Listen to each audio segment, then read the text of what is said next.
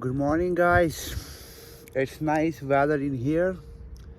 I'm in good sun and better than yesterday. Yesterday it was raining little. So,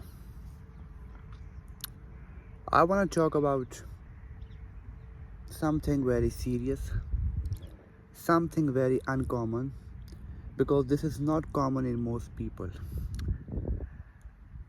I say that the end goal of life, the end of everything is what? Is enlightenment.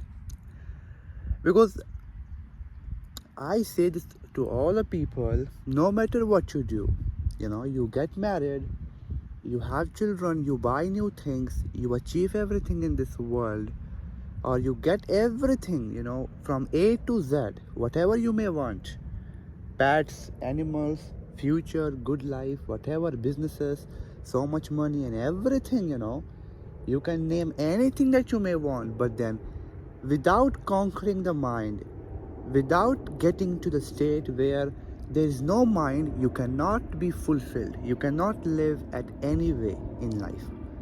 You may have life, but there is no living in this life.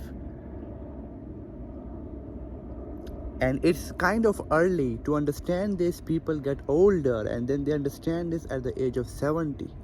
But when you ask the reason for the suffering or the reason for this feeling empty, and then you want to question what is that actually, so then you want to run for something superior that is beyond your mind. And when I talk about something superior, you may think of it like there is more ego.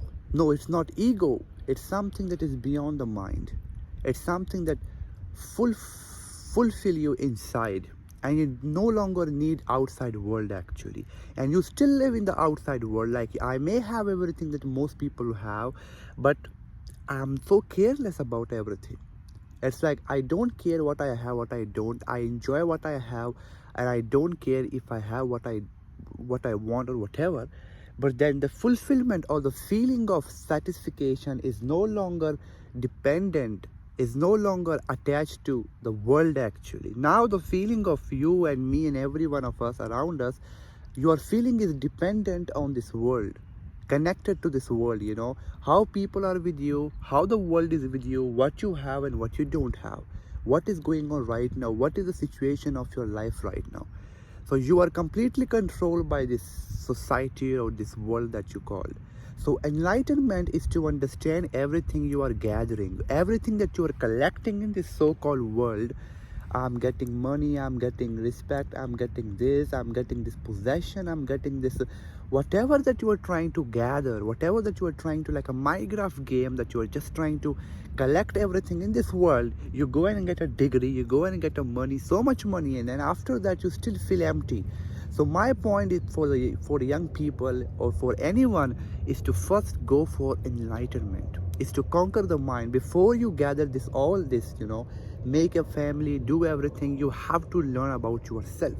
You have to question who you are before you get about everything in this world. So we get everything about this world, we understand everything about this world, but we have no knowledge of what we are actually. And when you question what you are, this is where everything ends. This is where things no longer matter to you. You may want money, you may want whatever a normal person want, but then you are no longer in the normality. You are above, you are more than normality or whatever that we call the society, I mean. Now that is enlightenment, is when you understand that doesn't matter what I achieve, whatever I not, the nature of mind is always to keep you going, keep you suffering, and not to be fulfilled at any point in life. So the work of it is to keep you going, to keep you on the track of going and making you feel less and less always. You may feel down and just distracted all the time and empty and unhappy and sad and all that words that you can use to define the self actually. So once you grow from the knowledge of the self, that you are told that you are this person, you are from this religion, get this, get that. Yes. So once you touch the end of everything, the enlightenment state, where the state you are no longer attached to things, and you understand that what I'm saying here, Because if there's any question that is trying to interfere with what I'm saying here, is because the conditioning is there.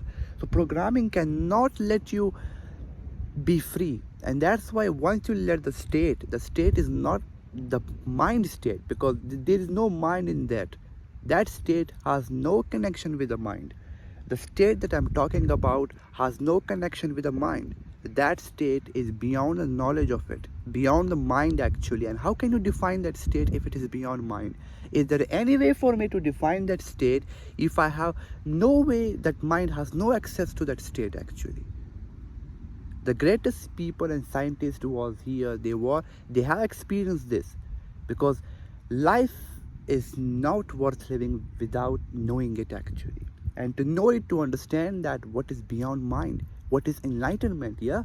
Buying cars, having family, studying something, going here and there, having religion, praying, worshipping, going to churches, going this or doing that, or going to temples, or whatever this people do, whatever people life that you have given by people, by society, or you have chosen for yourself through people.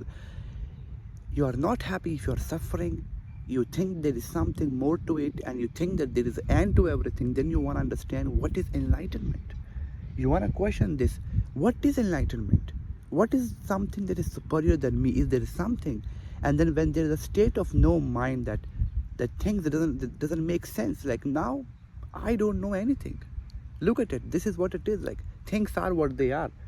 So you are no longer waiting for the perfect life, or for the perfect time to come, or for the people to come and make you or respect you or behave with you good, or things to come in your life. You are no longer dependent in time and future and past. Now you are beyond time. You are beyond this normality. You are beyond mediocrity. You are beyond human existence actually. And that is called enlightenment, is when you are powerful with nothing actually.